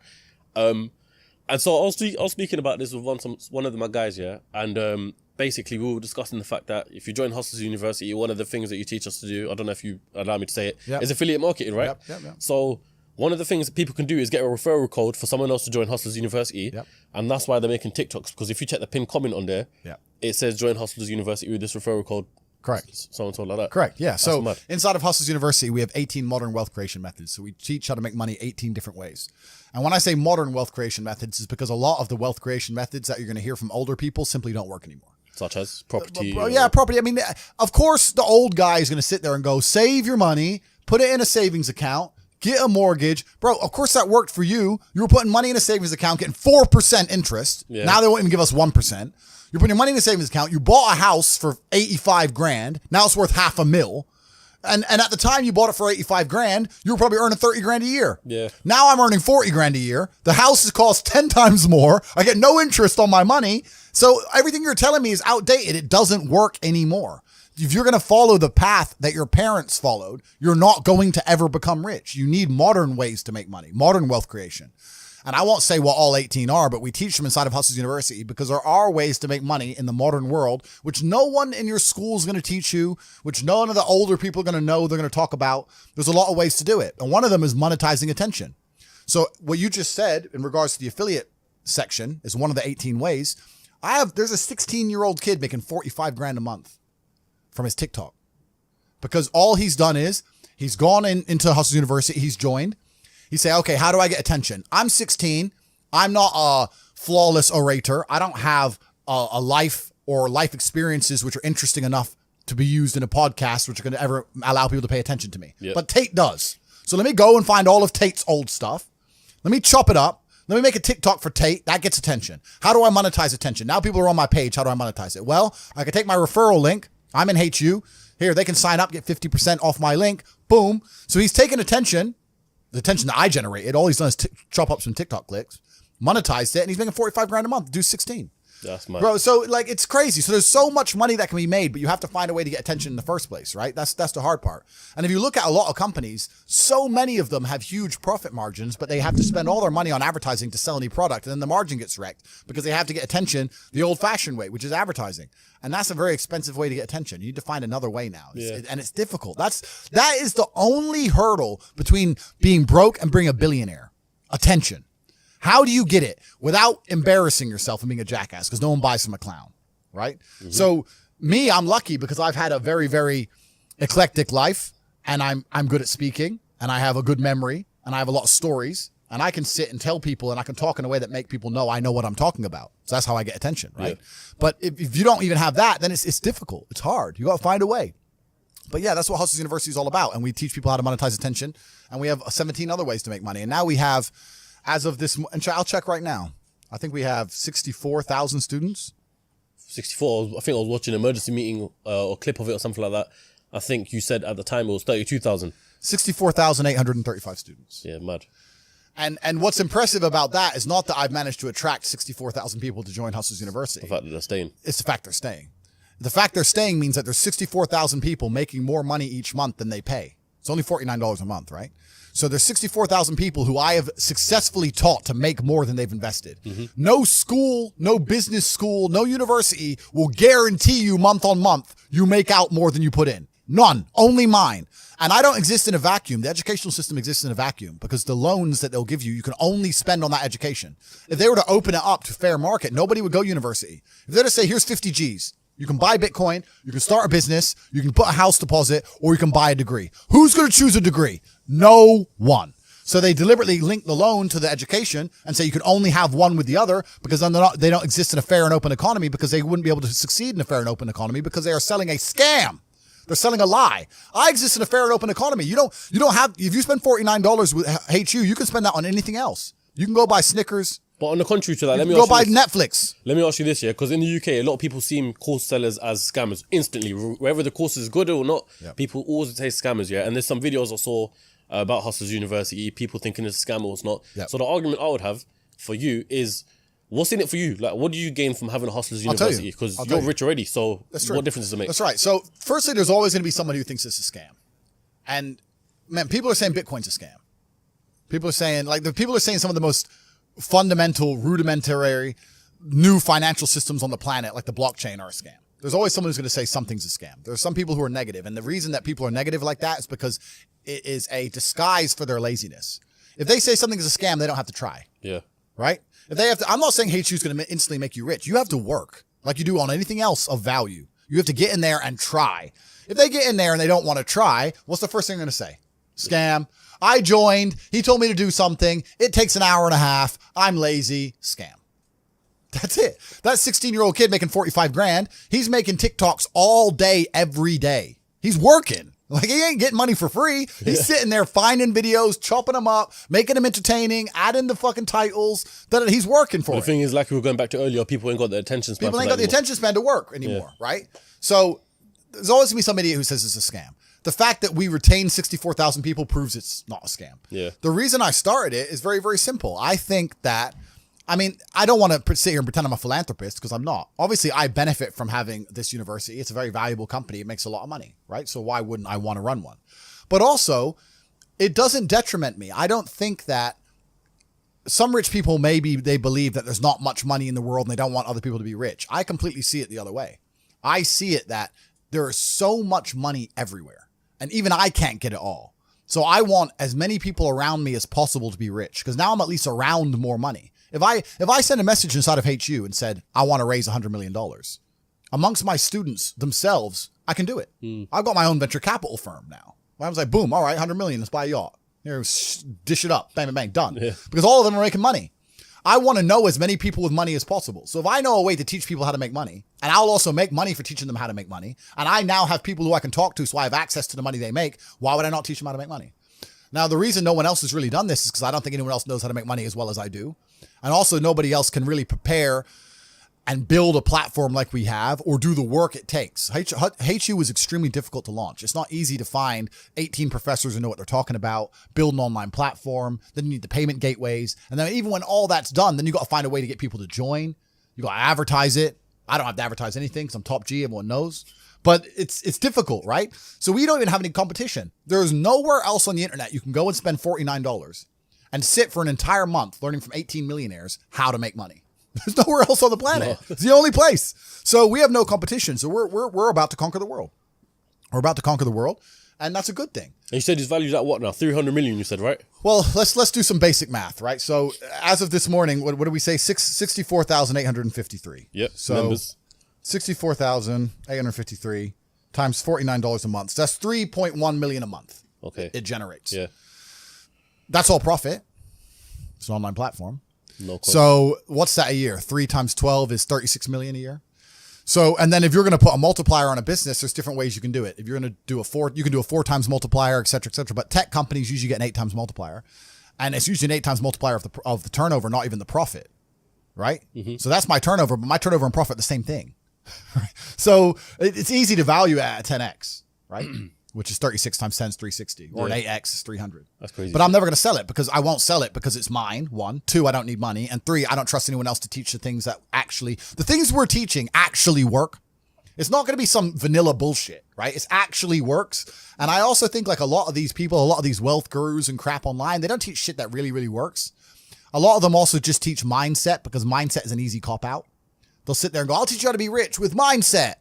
They'll just tell you to be mindset. And you'll be like, at the end of it, you'll be like, all right, cool. Where's the money? I'm ready now. I'm positive, G. How do I get paid? Right? We don't do any of that. We're like, okay, here's how you get paid today. Do this. And there's people who are in there who think they're too smart to listen and they don't make any money. And then there's 16-year-olds who join humbly. I don't know shit. I trust Top G. You said make TikToks. Safe. Boom, boom. And he's buying his mama house. Yeah. So like, it's all about that. A lot of people with no money are really, really arrogant. I know a lot of broke people who are very arrogant. They'll come along and go, I think that's a scam. Oh, do you, Brokey? Oh, Brokey thinks it's a scam. Oh, tell me again about how my online educational platform, the biggest in the world, which I've built when I'm flying around in my private jet. Tell me again about how I'm out here to scam you of your fucking 36 pounds. It's dumb because they're arrogant, and their arrogance is a shield for their laziness. People will shield laziness with anything. No one wants to admit they're lazy. So they'll shield it with disbelief. Ah, that's a scam. Or I don't work hard, I work smart. Bollocks. More cover. For just anything it takes to say, I don't want to work. Do you believe in that? Work smarter, not harder? I believe in both. Yeah. But there's a time when it comes to work smart. And most people are trying to do the smart work before they do the hard work. It's kind of like talent, right? You don't notice if you're talented at something until all the hard work's done. Yep. I could be the most talented tennis player in the world, but I don't play tennis. So if I go down the tennis court, Joe Schmo is going to smoke me. I don't get to see my talent until I've worked so hard that I'm in the top 1%, and now I'm beating them because I have some God-given gift. Yeah. You understand? Yeah. You have to do the hard work first. If there's no hard work, there's no smart work. So someone's going to sit there and go, I work smart, I don't work hard, so I only have to work an hour a day. If working smart gets you a lot done in an hour a day, then you should work smart for 12 hours a day and get 12 times the work done. I am absolutely and utterly a believer in hard work. I'm a proponent of hard work. I have all this money and all I do is work. My entire life is work. This podcast is work. I'm getting in the car and going to another meeting. Work. I'm going to fuck a bitch. That's work. She's going to be on my arm at the fucking Cannes at the film festival. That's more credibility. I consider it work to fuck her. That's work. I want to go to the gym so I'm in good shape. Work. It's all work. My entire life is work. And people don't want to look at life that way. They want to talk about work-life balance and being lazy and all this crap. I don't believe in any of that. I believe in if you want to win, you have to outcompete the man who's prepared to do nothing but work. It's player versus player. If you're going to sit there and go, I don't want to work more than an hour a day, well, the guy who does want to work more than an hour a day is going to beat you. And no matter how smart you are, there's always a smart dude who's doing the same smart work you are for more hours than you're doing it. That's just the nature of the game. And this is why we talk about things like passive income. Passive income's a fucking scam. I'm tired of people coming to me saying, I want to make passive income. And I sit there and say, what methods of passive income would you say is a scam? It's not about it being a scam. It's about the mentality towards it is a scam. Look, everyone loves passive money, right? I make money as I sleep. Yep. I get it. You need to de-link your time to your money, because if you're only working for money, you run out of time, you can't make enough money. I understand all those principles. My point is, if you have no money and you're coming to me saying, I want to make passive income, why are you not making active income? Get up off your ass and work first. Because there's no such thing as completely, truly 100% passive. You're going to have to check on it. You're going to have to maintain it. You're going to have to find a new tenant for that property. You're going to have to make sure that DeFi crypto farm you're in doesn't go to zero. It's not a rug pull. Yeah. You're always going to have to keep an eye on it, right? But the idea that people with no money are already so concerned with making money without work is amazing to me. You should be worried about active income. If you show me, if I'm a brokey and you show me how to make $1,000 an hour, I don't sit there and go, okay, but how can I make that passive? I go, cool, I'm making $18,000 a day because I'm going to work. Dude, you don't need to worry about passive income until you have no more time. I look at passive income because I have 18 hours a day I work. When all 18 of those hours are done and my workload still isn't finished, I have to find a way to make some of those income streams passive, either via staff or whatever else. Yep. And that's how I work smart. I use all of my time, and when all my time is done, now I have to become more efficient so that I can get more done within the same time frame. To sit there and say, I don't want to use my time, so I want passive income is dumb shit. The 16-year-old making 45 grand a month, if he was to sit to me and go, I don't want to make the TikToks, I want someone else to do it, make it passive, that he wouldn't be making any money. He's just working. You have to just work. Some point you have to bite the bullet and just work. So when someone comes to me talking about passive income and they're a brokey, I'm like, you are just lazy. You are lazy. You will never get anywhere. Lazy people never get anywhere in life. Doesn't matter what it is. Doesn't matter if it's tennis or money. If you're lazy, you're never going to get there. That's how it works. See, that's what motivates me, telling people straight how it's it true. is. But it's fucking true, bro. They're lazy. And another thing about people is they're quitters. I can't stand quitters. We have a thing inside Hustlers University. If someone unsubscribes, I ban them. Is it? Yeah, you're not allowed to rejoin. Yeah. And they email me like, oh, sorry, I had a problem with my card. I want to rejoin. I don't need members. I got money. I do not need your membership. I do not need you. It's not a business where we need you. You need us, right? So if you're the kind of person who's going to quit because it's hard, then fuck off. I don't even want your energy around me because quitters are the worst people on the planet. You can give a quitter absolutely everything and they will still fail. You can give it, doesn't matter what it is. If you go to IKEA and buy a flat pack fucking table and put it in front of a quitter, you will never have a table. He'll look at it, and it's just long, and he'll quit. Quitters can have every single advantage. Quitters can have all the information. Quitters can have all the tutelage. Quitters can have a mentorship. Quitters can have someone who messages them every morning, hey, bro, let's get it. And guess what they're going to do at the end? Quit. They ain't never going to have shit. So if you're a quitter, I don't even want you even inside my organization. I don't want quitters anywhere near me because you're never going to be successful. And the people who join and then quit because they had to do an hour's work are the people who come along and go, take this, maybe it's a scam. Idiots. Peons. They will stay brokies and wagies forever.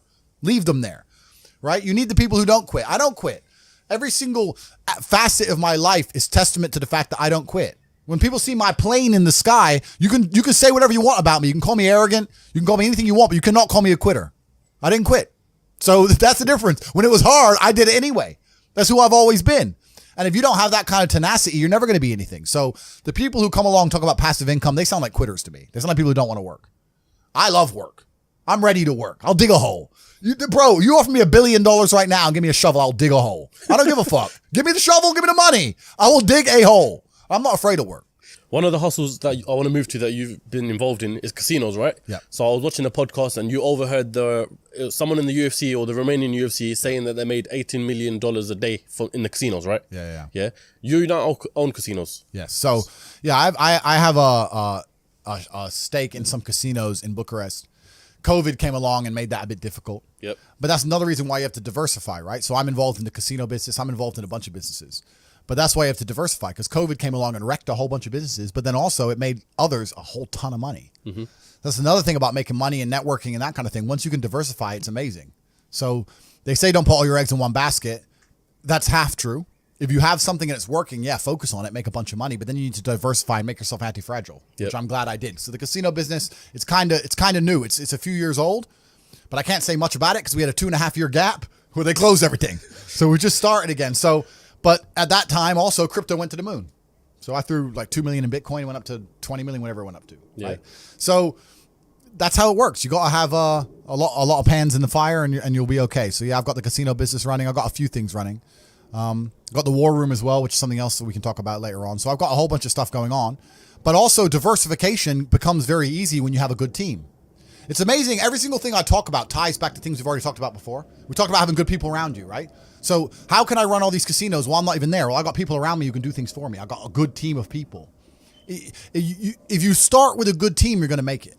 That's really true. Brotherhood in and of itself is so valuable. If you sit around with 20 people and none of them are lazy and none of them are snakes, you're going to be fine. So you need to have people you can give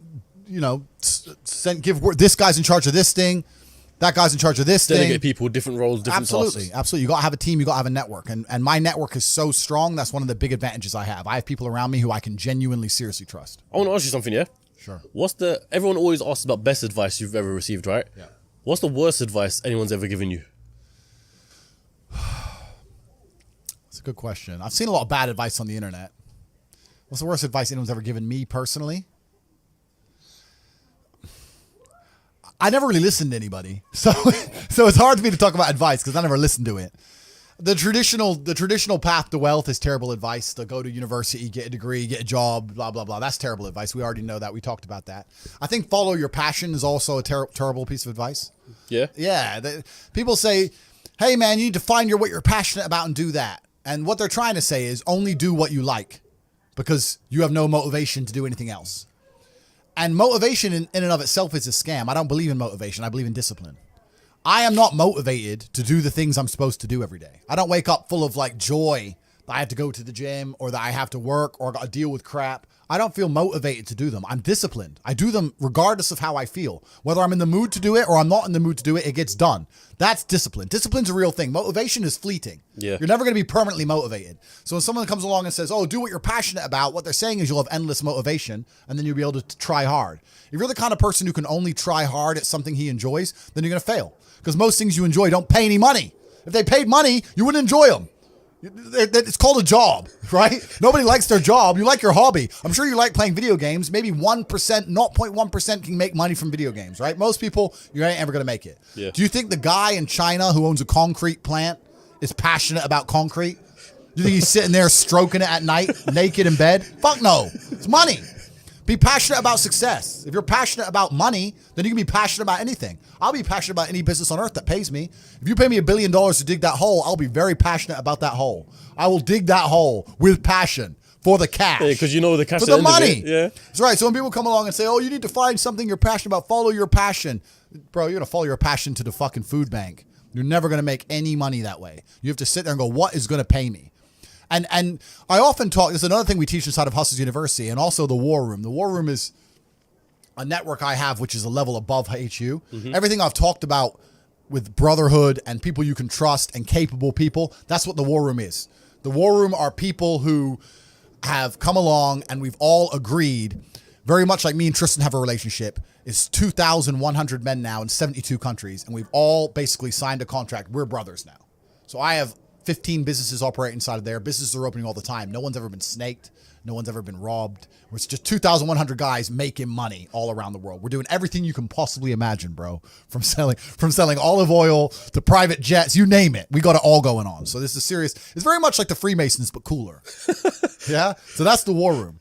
So we got the brotherhood aspect as well. But yeah, it's all about people. It's all about network. That's the truth about it. You know what I want to ask you, yeah? There's a lot of clips of you, giving stories of where in scenarios anyone else would have died, something like that. There was a story on Tate's Beach, right, where you're driving the 911. Yeah. Some guy in a super fast comes past. Yeah. If anyone else was driving, they would have died, yeah? Yeah. Where does this killer survival instinct from Tate come from? I think the world is a violent place. I think there's violence all around us. I think that I view the world in a violent way. And I don't mean that in a negative context. I say a lot of things and people take them as negative, but I see them as positive, right? Like I say I'm an angry person and people imagine me to be like unhappy. Yeah. I'm super happy, but I'm angry. Angry is motivating to me. You can't sleep if you're angry, so you better work, right? So I'm an angry guy, but I'm a happy guy. And I see the world as a violent place. I've always seen it as a violent place. If most people look at a tree, they see a beautiful tree, right? If I look at a big, strong, beautiful tree, I think he must have fucked up every other little sapling around him. He took all the water, took all the nutrients. He destroyed them all. There was once 20 trees, and all 19 are dead. And they got one tree left, the big G, top G tree. Not one. Top tree. Tate. That's it. That's violence. Violence got him there, right? He destroyed his enemy. That's how he got to the top. You see a beautiful tree, I see violence. You understand? Yeah. And that's the true nature of the universe. You have to learn that you have to take things from other people, and by taking it, I'm not saying go rob a bank. I'm not saying that. I'm saying completely the opposite. You can be a philanthropist. I'm taking money from everyone inside of HU, but I'm changing their lives. It's a good thing. You can take money in a positive way. Most people don't look at life that way. And when you look at life that way, you need to start identifying. One of the things we teach inside of HU is to identify every single time your money is taken from you. So I say this to people. I say, for the next 2 weeks, every time you spend money, even if it's £1, write down how they got it from you. And they're like, what do you mean? I'm like, all right, cool. You're walking down the street. You're going to Starbucks. You buy a coffee. Why did they take your money? Well, I wanted coffee. Yeah, but how? Okay, you wanted coffee, right? Cool. Did you only want a coffee because you saw Starbucks, or did you want a coffee beforehand? Why did you want their coffee and not another coffee? Did you buy a cake as well? Why did you buy a cake? All right, cool. So now you identified how they took your money. Then realize how they could have took more of your money. You bought a cake, but you didn't buy a sandwich. Why? The sandwiches weren't on display, or they looked cold, or they looked rubbish, or the woman who was serving me was old and ugly. Maybe she was a young cutie and talked to me about bologna sandwiches. I would have bought one, right? So you need to start identifying how your money is taken from you. Because once you identify how your money is taken from you, you can start to actually intelligently think about how you can take money from other people. If I had to open a coffee shop, if I sit in a coffee shop, right? If I sit in Starbucks, the whole time I'm in there, not only am I thinking about how they got the money from me and how much I spent, I'm thinking about how I could outcompete them. I'd sit there and go, okay, cool. I'm in Starbucks. I spent £5.68. I got a latte and I got a donut, and I'm sitting here. And that business place, that commercial property right across the street is available for lease. How could I outcompete this coffee shop, which just took my money? What's the profit margin on this £5.68? How much did this cost them? The coffee, pennies. Donut, 30p maybe, right? How much is the staff? They pay the staff minimum wage £8 an hour. So I've already paid 30 minutes work from that brokey, the wages. Yeah. She's there for another 30 minutes for free, right? How much is the rent? How much is the business rates? If I had to open up there, how would I attract people to come into my shop as opposed to their shop? They got a big brand name. I'm brand new. Okay, well, the bitch working here is ugly. My one's going to be hot. Boom. That's the beginning. Next thing, do they have any signage outside? No. I'm going to try and put some signage outside. Do they have parking? No. I need parking. But you need to start thinking about how you can convince people to give you their money as opposed to giving it to the places they already give it. Different analytics. And once you do that, people say, I can't think of how to make money. If you start doing that for a year and just keep a notepad, you'll have 100 ideas of how to make money. You'll sit there and go, there's a place here that's doing this and we could do it better this way. This place online's doing this. We can do it better this way. And then to get them all done, what do you need? Network. You need people. It's all about people. Then you need to either go in the war room if you want to join or have your people around you and say, okay, we can make money with this. Who's going to do it? Who's not lazy? Who's getting up at 4 a.m. tomorrow? Boom. Let's get it done. So there's unlimited ways to make money, but most people go through life and their money is taken from them and they don't even identify how they got tricked out of it. They're just happy with it. Yeah, they just have. How did I spend 16 grand in Cirque last night? Oh, because my ass got drunk. How'd they get me drunk? Well, because the guy, when I first bought the first bottle of champagne, was there on the table, pouring, putting it in my hand, got me drunk. Then I spent 16 grand on bottles. That's how they got my money. So if I open a club, I need to make sure when people first come in, they get fucking hammered. Nobody thinks about it that way. Nobody thinks, how did they get that out of me? Right? Why am I spending $2,000 for dinner in Novikov? Is it the food or is it the fact that I'm in Novikov and tag myself in Novikov? You have to identify how you're getting famoosed, how you're getting finessed. That's how you do it. But most people just walk through life getting finessed left, right, and center, giving all their money up. And they're like, oh, how did that happen? You got to learn to finesse other people. Yeah, but it's not finessing in a negative way. It's in a good way. It's a good way. You have to take money from other people. That's the only way you're going to make money. Yeah. You have to take it. There's a pimp, and he said a really intelligent line. He said, business is just other people's money. That's all business is. I want to start a business. So you want other people's money. That's what you want. So how are they going to give it to you? You have to think about it. Nobody thinks about it. And the easiest way to think about it is to think how you're giving yours away. That's a mental model you should adopt. Yeah. And you'll end up with loads of business ideas. Business ideas are everywhere. It's just execution, which is difficult. You know what? Going back to what we said earlier about the survival instinct here, at the end of the day, the way I see it is, and this relates to Islam as well, yeah? I'm a Muslim. Yeah. At the end of the day, when day of judgment comes and all that stuff, it's every man for themselves, essentially, right? Yeah. Am I right in saying that? Yeah, every man for themselves, and that's where that comes from. You're prepared for that. Yeah. And I saw in clips as well that you've got understanding and sort of respect for Islam. So a massive respect for it. I have a massive respect for Islam because they have principles which they refuse to bend on, and we live in a world now where every single principle is being constantly bent and broken. Yeah. And I like to see a fundamental, or I like to see a mental model which is rigid. Yeah, there's nothing left rigid anymore. The law isn't rigid. Christianity isn't rigid. Like the only thing you can sit there and say they will not bend or they will not break is Islam. So I have absolute respect for them because it's just a masculine imperative. It's just a masculine mindset to have. And as a man, I respect people who say what they mean what they say. Those are the rules. Oh, you don't like it? Tough. And besides Islam, there's not much of that left in the world now. Yeah. Now everything's just bending and breaking and they're making it up. Yeah. Like I think Christianity is a joke. I think it's a joke of a religion. If someone were to ask me my religion, I would have to say if I was to find God, it would have to be via Islam, because how am I going to go to a Christian church when they got gay pastors and shit? The Bible says no, and you're just ignoring it. What is this? It's not even a thing. Like, to me, it's a joke of a religion now. I think it's a joke. So if you're gonna bend all your own rules, if you're gonna be tolerant of everything and stand for nothing, then I don't think you have anything. It's just like people are getting onto the president of Qatar, because he's not allowing gay pride or flags or anything to be shown in the World Cup. Yeah. Right? So what's your opinion on, people expressing their communities, for example? My opinion is that you're in Qatar. Yeah. So no, but I'm talking about in general though. Yeah. In general. People expressing their happiness for gay pride and stuff like that. The problem is, and I don't want to come across as homophobic, and I want to get this video taken down either, but the problem is that a lot of these things are not what people think they are.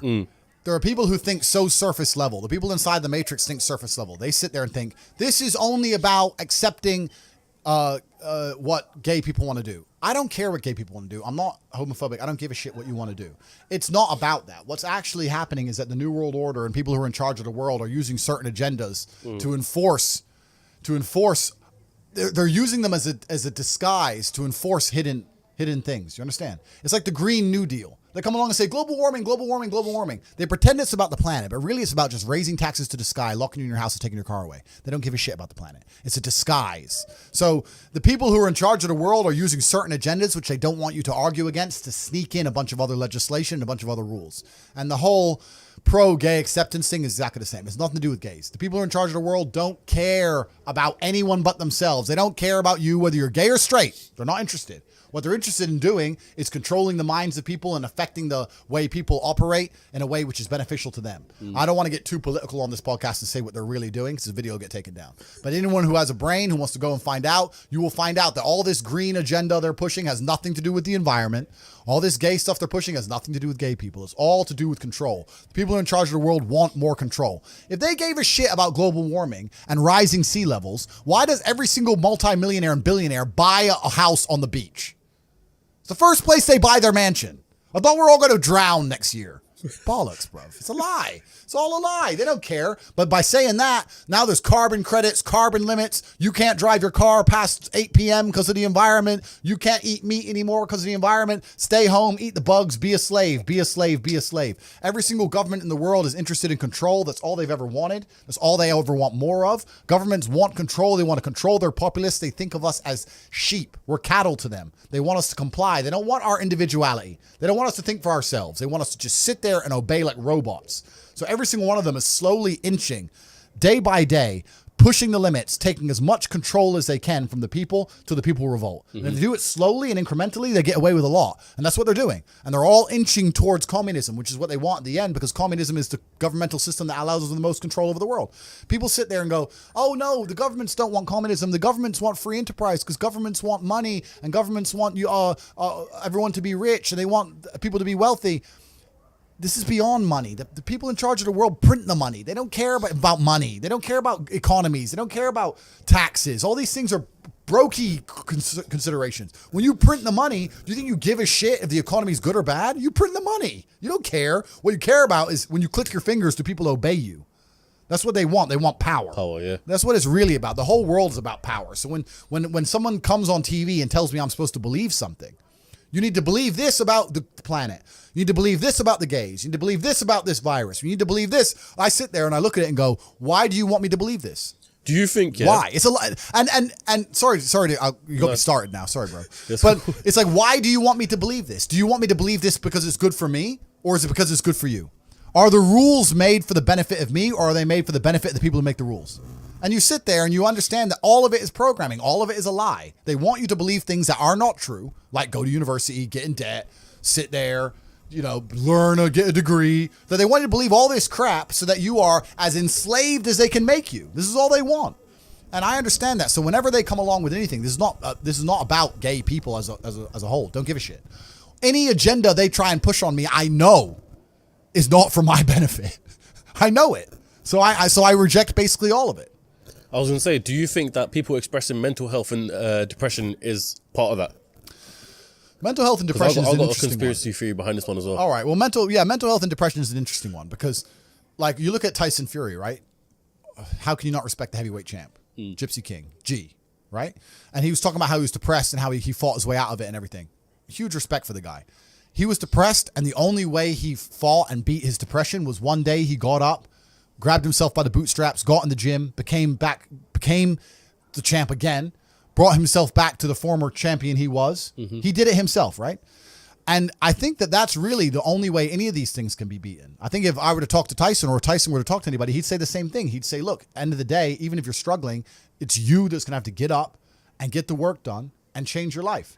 I think that a lot of the help, which is being purported now by the system, by the Matrix, isn't designed to help. I think it's designed to keep people in this state of depression because when you're depressed, you're submissive. You don't care about what happens to you if you're depressed. Depressed people aren't going to riot against a new law or against COVID tyranny because they're depressed. They're too busy. They're at home and they're sad. I think that keeping everybody in a degree of semi-neutral depression, semi-sad, is good for their ability to control all of us. So when they go on the TV and say, you're depressed, it's a disease, you can't fix it, there's nothing you can do about it, it's not your fault, I think they're just trying to reinforce in your mind that you're never going to get better. I think if they really cared, they'd say, like Tyson Fury says, you're depressed, but you can beat this. You can do this. I don't hear them saying that very often. They just sit there and say, everyone's depressed and it's normal. Accept it. And I don't accept that. I don't accept that. I don't think people should sit there and accept that they're sad. Change it. I think only you can change it. That's what I believe. I'll save my my theory for off camera. Yeah, all right. No. We don't Tyson turn up here. Yeah, literally. This episode is brought to you by ExpressVPN. ExpressVPN is an app that reroutes your internet connection through their secure servers so your ISP can't see the sites that you visit. So why would you want this? You know, there might be times where you're on holiday, for example, in Dubai, they don't allow you to go on some sort of websites, even some basic things like WhatsApp.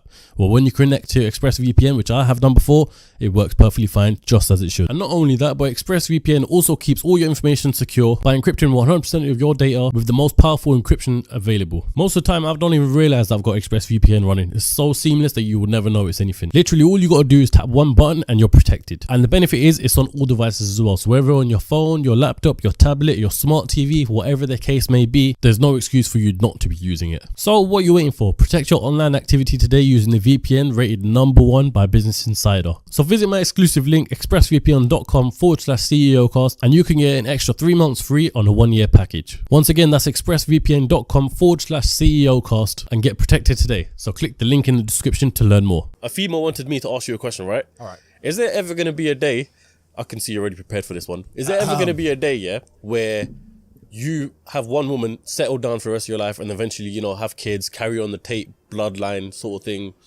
you know? Because it seems like, you know, you're surrounded by females all the time. So is there going to be a day where it's just one? Perhaps. Yeah. It's not going to, I'm not pro or against that. I live life very logically, very objectively. If there's an advantage to only having one female, which I'm sure there are some, I can name them already, then yeah, that's the decision I'll make. If I think there's an advantage to having more than one, then that's the decision I'm going to make. Some people really need a female in their life because they need that kind of stability and direction and motivation. I'm not that guy. I do not need a woman to tell me to go work. I do not need her to tell me to put the video games down. I do not need to be cooked for and mothered. Like, it's nice if she does, but I'll survive. I did all this myself. I'll be okay. Like, the menial tasks you complete, I can hire somebody to do. It's not a big deal. I absolutely believe in love. I believe in family. I believe having kids is an amazing thing.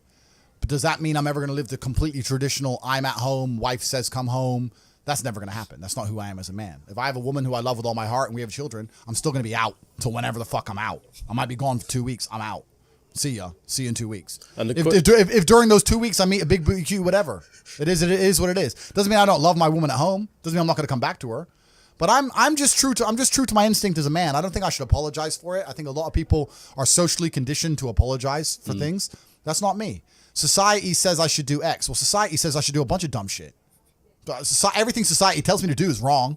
So now society's going to sit here and say that I'm a bad person if I fall in love with a woman, we have a child, I take care of her financially, she's safe, the child's safe, I love them both, I spend time with them, and sometimes I'm away with my brother and there's a couple chicks around. Does that make me a horrible person? According to society, get fucked. Don't care. I do what I want. That's what I want to do at the time. That's what I'm going to do. My question to her at the back of this is, if you was to have a child, yeah, obviously, essentially, they'd be born into money as well, right? Correct. So what would you leave behind for your child? My kids are broke. They are brokies. Yeah? Yeah, because they ain't going to get the lessons any other way. You know what? It's actually different. So if I had a daughter, my number one concern wouldn't be spoiling her. Because I think spoiling a chick isn't even a bad thing, really. I don't think it affects their mentality nearly as much as a man. But the problem with spoiling a woman is, if she has too much access to money, a man's going to get hold of it. I've been around, bro. I know. If let's say I had a daughter and she's 18 and she has access to a bunch of money, her boyfriend, whoever the fuck he is, if he has any game, is going to be in the club on my money, driving her fast car with no insurance. PS5 paid for. You know what I'm saying? She'll be buying him nice presents and shit. So that what annoys me about the chick. So she can't have any money because I don't want some fucking side dude getting it. Yeah. My son ain't going to get any money because I don't want him losing his hunger. I want him to grow up broke. I want him to go through all the struggles I went through. I want him to suffer. I want him to have that fire. Now, I had some major disadvantages due to the fact that I had absolutely zero access to money. My family was completely broke. So I will give him some advantages. Let's say like when I was a fighter and I was fighting and I couldn't pay the rent. If my son, when he wins his fight, I'll give him a financial bonus myself for winning. But he still has to go win. Yeah. You understand what I'm saying? My kids are not going to be born into any kind of wealthy environment, into any kind of money. When I have children, I probably won't even raise them in a Western country because I think Western countries are soft. Bro, if I have boys, I want them growing up in deep Russia. Hardcore ones. Yeah, with like in the mountains with the goats. Like just running in the snow barefoot. Khabib ones. Yeah, I want monsters. That's what I want. I don't see the point in having to send them to some private school to sit around with a bunch of fucking toffs. Yeah. I don't see that. I think the best education in the world comes from the streets and comes from hardship. I don't think a private school can teach my kids anything that I can't teach them or that they actually need to know. You know? So when I have children, their lives will be very, very hard. And I also think that a father's job, this kind of ties back into what I was saying earlier when you're saying about having one woman and a family, etc. I think a father's job is to be a role model, not a second mother. A lot of fathers think that they're a good father because they're home every day. I'm not saying don't spend time with your kids, but I think you're also a good father if you live a life of exceptionality and that you lay a blueprint for your children to want to follow. My sons are going to grow up and see me and how I live and want to be like me. That means they're going to have to need certain attributes, right? If I'm home every day changing diapers, it's not happening. It's not the same. Yeah. You know, like my dad was barely around, but he was a superhero to me. And I wanted to be like the superhero. So it's not so much about with a female, with a mother, it's about the quantity of time. With a father, I really think it's about the quality of time. The mother does the diapers, the food, the basic tenets of life, right? But the true exceptionalism is going to come from the father. And to do that, you need to be a role model. And if that means you have to be out conquering the world, you're going to be out conquering the world. That's how it goes. That's it. Cool, Tate. So my last question for you, yeah, and I think everyone kind of wants to know this as well, yeah? The man that we see on social media, the man that we see right now, yeah? Yep. Is this all just an act? It's a good question. Is this exaggerated?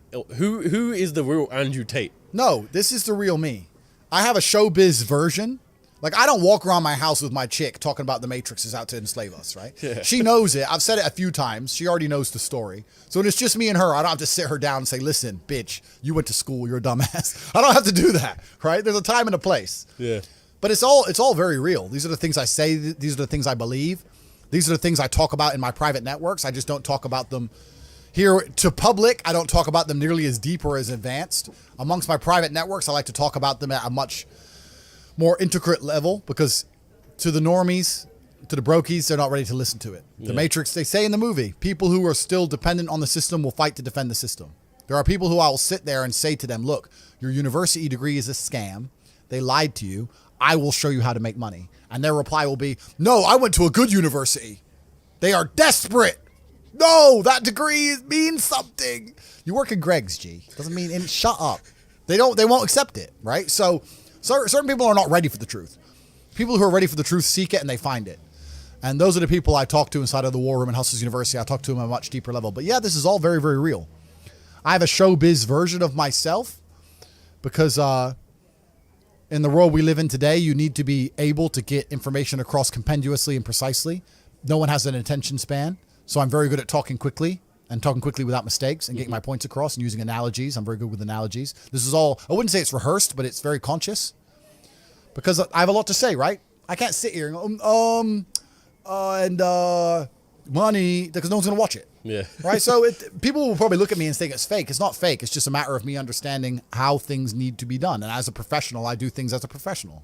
I'm on a podcast, so I'm going to be professional. I'm going to get as much information across as possible. And my mind works quicker than my mouth. I'm lucky. I'm smart. So that's how it goes.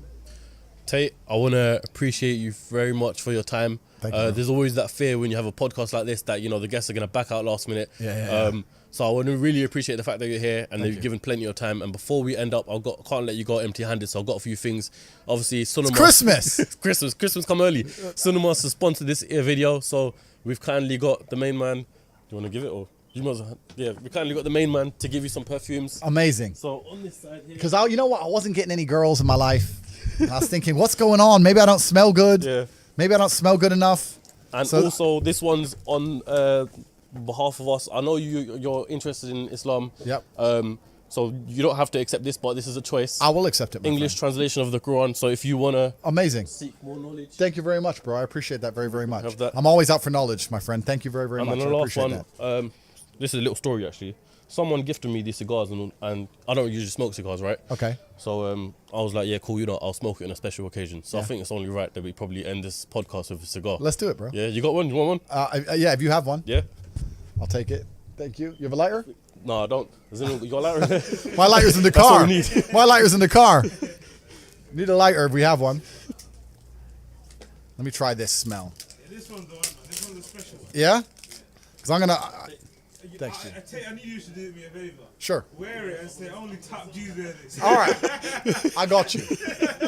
I'll make something happen. I'll get the shear on. I'll put the thing and I'll spray it. No, I got it. All right, me and Tate are going to smoke the cigars now, so I hope you all enjoyed the episode. Listen, we need 20,000 likes, and share this to people that you want to share it with, because I reckon this podcast might get taken down soon. So we need everyone to see this podcast. Tate, appreciate your time. Yeah, thank you. And I'll just do a little final bit before I put this on and take all the bitches, put them all on the jet. Yeah, like truthfully, I just want to, the last thing I'm going to say, and the reason I do these podcasts is I actually think the world is quite a bleak place. Yeah. For men nowadays. I think that the societal path they've laid out for most men is a sad one. I think that all men like the idea of conquest and like the idea of being high status and being rich, and they're telling you that you shouldn't be those things and you shouldn't do those things. You should just go to school, get a wife, sit at home, happy wife, happy life, and it's depressing and it's unhappy. And I promise everyone that there is a degree of happiness, but as a man, that happiness comes from freedom. And freedom does require money at some level. And you're going to have to get out there and get paid if you want to be free as an individual. And once you're free, you're going to be happy. So if you resonate with any of the things I said, please don't DM me on Instagram. I get 5,000 DMs an hour. I can't read them. Like, I'm trying to find the pussy. Bro, I go in there. I go in the message requests. I'm scroll, chick. Okay, accept. Delete. I don't have time to read all that shit, right? But if you're going to join Hustlers University, you can begin to make some money. And if you're actually serious about brotherhood, about working with people, about networking, about understanding how the world really works, if you already have a little bit of money or you're starting to make money and you want to find a way to attribute that towards your freedom, then that's what the War Room's all about. And we'll see you inside of there. So I'm very accessible as a person. You can find your way to me inside of the networks, but don't DM my Insta because I'm not going to be able to see it. That's how it works. Fair enough. All right, everyone. I hope you all enjoyed the episode. Tate, once again, thank you very, very much. Sweet. We need some clapping. Come on, people. Come on. What's that about? That's it. Lovely.